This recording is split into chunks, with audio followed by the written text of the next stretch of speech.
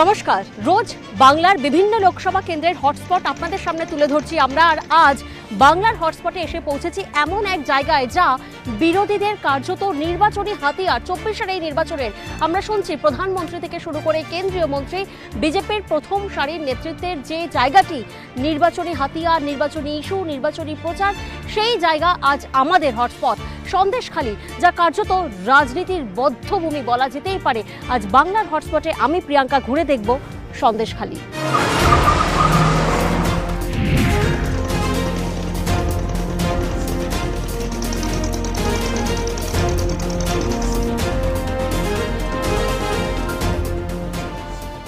সন্দেশখালীর ফেরিঘাটে এসে পৌঁছেছি। কি অবস্থা এখানে একবার জানার চেষ্টা করি। দাদা, কেমন পরিস্থিতি এখন এখানে? পরিস্থিতি এখন মোটামুটি শান্ত আছে, কিন্তু ভিতর দিয়ে মিটিং হচ্ছে, হুমকি দিচ্ছে। কারা দিচ্ছে এই হুমকি? টিএমসি সভাপতি যারা নেতৃত্ব পর্যায়ে এখন আছে তারা এই কাজ করছে। ভয় লাগে? হ্যাঁ, ভয় অবশ্যই লাগে।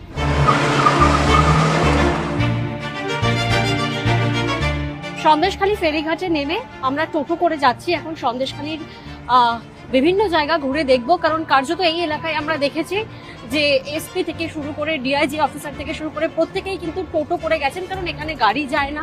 ফেরিঘাটের ওই পারে গাড়ি রেখে ফেরিঘাট থেকে আমরা টোটো করে এবার একবার ঢু মেরে আসি সন্দেশখালীর প্রত্যেকটি ঘরেও আমরা কথা বলে দেখব।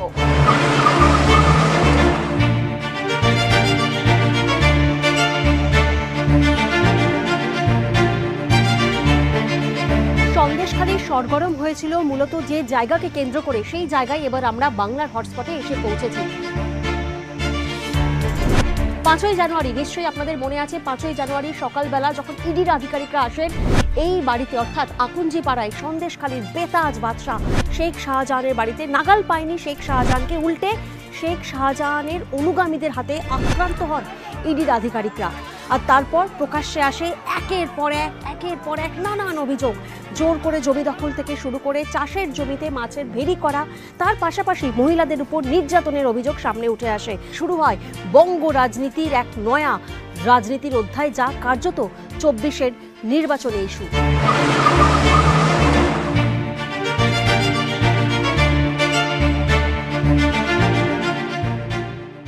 সন্দেশখালীতে এসে পৌঁছেছি, আর যে সন্দেশখালীতে একাধিক অভিযোগ, ভুরি ভুরি অভিযোগ সামনে উঠে এসেছে, সেই সন্দেশখালীতে আমরা সামনে আসতেই, মিডিয়ার ক্যামেরা দেখতেই বেশ কিছু অভিযোগ ফের একবার সামনে নিয়ে আসছেন এখানকার স্থানীয়রা। কি তাদের অভিযোগ চলুন একবার শোনা যাক। দাদা, আপনি ক্যামেরা দেখেই বেশ কিছু অভিযোগ জানাচ্ছিলেন, কি অভিযোগ? এই জমি জায়গা সব কেড়ে নিয়েছে, এখন জমি চাষ করতে পারছে না। আপনারা অভিযোগ জানিয়েছিলেন এই যে পুলিশের এখানে যে ক্যাম্প দেওয়া হয়েছিল, সিবিআইয়ের ক্যাম্প, পুলিশ তো বহু অভিযোগ জমা পড়েছিল কিন্তু পুলিশ নেয় না। হ্যাঁ, আমারও ছিল জমি। এখন সেই জমির ওপরে মোটামুটি এই সব সাজানো এরা সব নিয়ে গিয়ে মোটামুটি পার্টির থেকে বন্টন করে দেয়। প্রশাসনের কাছে গেলে প্রশাসন বলে আমরা এখন পাচ্ছি। এখন পরিস্থিতি কেমন এখানে? এখন সব ঠিকঠাক? মোটামুটি ঠিক আছে, মোটামুটি ঠিকঠাক আছে, এখন কোনো অসুবিধা নেই। পুলিশ প্রশাসনের দিক থেকে সব রয়েছে। আচ্ছা, আগে ব্যবসা যেরকম হতো, তারপর দেখা গেছে যে এই যে 5ই জানুয়ারি এই তুলকালাম একটা পরিস্থিতি হলো, তারপরে কি ব্যবসায়, মানে এখানকার পুরো মার্কেটের কথাই বলছি সন্দেশখালী, মানে ব্যবসাতে কোনো বদল সেক্ষেত্রে? ব্যবসা বলতে ব্যবসা চলছে, ভালোই চলছে মোটামুটি। এখন মানুষ একটু জমে গিয়েছিল, এখন মোটামুটি সব ঠিক আছে। এই যে এখানে এত প্রতিবাদ হলো, গেছিলে সেখানে? প্রতিবাদে ছিলে? আচ্ছা, আর কারা কারা ছিল? অনেক, সব এলাকার তোমরা সবাই ছিলে। আর এই যে মহিলাদের উপর যে অত্যাচার, নির্যাতন, এইসবের যে বিভিন্ন অভিযোগ এসেছে, তো তুমি তো এখানে 30 বছর ধরে তোমার এখানে দোকানপাট রয়েছে, তুমি দোকানদারি করছো, তুমি নিজে দেখেছো কখনো মানে এরকম টেনে নিয়ে চলে যাচ্ছে বা রাতে, বা তোমার আশেপাশের বউদেরকে, মানে তুমি নিজে কখনো এগুলো সামনে থেকে দেখেছো? কারণ কেন, হ্যাঁ, ধরো বড় ছেলে আর আমরাও ধরো মার বয়সী, তা আমরা কেন আমরা দেখিনি চোখে। আচ্ছা, ওই পাড়ায় তো ওর অফিসটা, পাড়ায় না, ওই পাড়ায় আছে, কিন্তু কি করেছে না করেছে আমাদের তোমরা দেখোনি, কিন্তু এমনি জমি দখল, দোকান দখল এগুলো হয়েছে। এই 72 জন আন্দোলনকারী মহিলাদের যে টাকা পয়সা দেওয়া হয়েছিল, অ্যামাউন্ট কি ছিল? 2000। শুরু আছে। সন্দেশখালীর পাশা বদলে আচমকায় বদলে গিয়েছে এখানকার সমীকরণ। ভাইরাল হয়েছে দুটি ভিডিও, তারপরে এই সন্দেশখালীর পরিস্থিতি পরিবর্তিত, আর সেই পরিবর্তিত পরিস্থিতির কেন্দ্রীয় চরিত্র গঙ্গাধর কয়াল। সেই গঙ্গাধর কয়ালের বাড়িতে এই মুহূর্তে আমরা এসে উপস্থিত হয়েছি, কিন্তু বাড়ির গেটের সামনে আমরা যে ছবি দেখেছি সেই গেটের সামনে তালা। এই গঙ্গাধর কয়ালের দুটি ভিডিও ভাইরাল হওয়ার পরেই কিন্তু আমরা জানি যে আকনজি পাড়ায় সেখানে বিক্ষোভ দেখানো হয় শেখ শাহজাহানের মুক্তির দাবিতে, আর অন্যদিকে বিজেপির তরফেও কিন্তু বিক্ষোভ দেখানো হয়। বিক্ষোভ দেখানো হয় কারণ বলা হয় যে তৃণমূলের তরফ থেকে ষড়যন্ত্র করা হয়েছে গঙ্গাধর কয়ালের ভিডিও ভাইরাল হতে। এসবের মধ্যেই তো এবারে 24-এর এই নির্বাচন, 24-এর এই নির্বাচনে ভোট দেবেন এখানকার বাসিন্দাও। কিন্তু অনেকের মনে এই প্রশ্ন থাকছে, তাহলে সন্দেশখালীতে ঠিক কি হয়েছিল? সন্দেশখালীর আসল ভিলেনকে? প্রশ্ন উঠছে অনেকেরই মনে।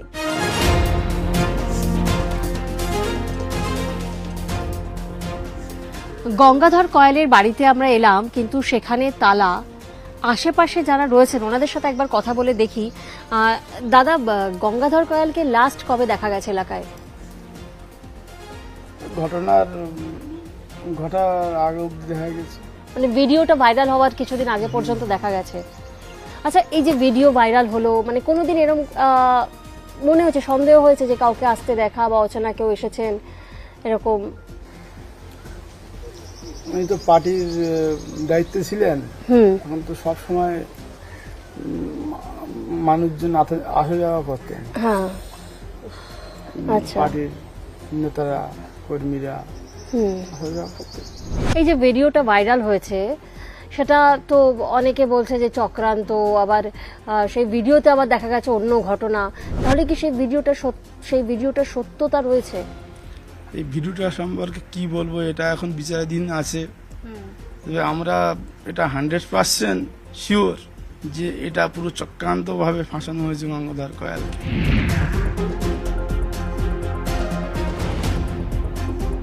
এই যে ধরো এই ভিডিও ভাইরাল এলো, এই অভিযোগগুলো হলো, মিথ্যে কথা এইসবগুলো যে বলছে যে টিএমসিরা এইসব মিথ্যে কথা বলে বেড়াচ্ছে, সত্যি এইগুলো বিজেপিরা এসব করছে না কিন্তু। আচ্ছা, এখানে এই যে বলা হয় যে মহিলাদের নির্যাতন, অত্যাচার, এগুলো কখনো মানে তোমরা নিজেরা চোখে দেখেছো? যেরকম পাশের বাড়ির বউকে বা এরকম ডেকে নিয়ে যাচ্ছে, মানে নিজেরা দেখেছো চোখে? রাতের অন্ধকারে আমরা তো বাইরে বেরোই না, অতটা আমরা বলতেও পারবো না। আচ্ছা ম্যাডাম, শুনেছো যে মানে ধরো এই যে আন্দোলনটা হলো, আন্দোলনের আগে এত কিছু যে আন্দোলন জানুয়ারি মাস থেকে চলছে, সেই আন্দোলনের আগে কখনো এরকম শুনেছো যে আশেপাশের থেকে কান্নাকাটি হচ্ছে, যেরকম রাতে মহিলাদের উপর অত্যাচার, নির্যাতন? অনেক কিছু কানে আসে কিন্তু আমরা প্রকাশ করতে পারি না। আচ্ছা আচ্ছা, আগেও এগুলো আন্দোলনের আগেও শুনেছিলে? শুনেছি, কিন্তু আমরা প্রকাশে আনতে পারি না, আমাদের ভয় আছে জীবনে। আমরা তো বাঁচতে হবে, আমাদের বাপের বাড়ি এখানে, শ্বশুর বাড়ি এখানে, আমরা কোথায় যাব? কোথাও আমাদের যাওয়ার জায়গা নেই।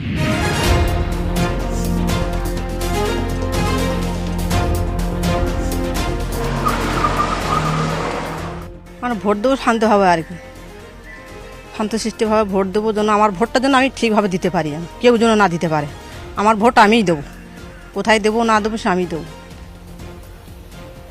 আর এলাকার বাকি মহিলারাও প্রত্যেকে ভোট দেবেন, সবাই যে যার ভোট জন্য নিজের ভোট নিজেরাই দেবে, কোনো আতঙ্ক নেই না।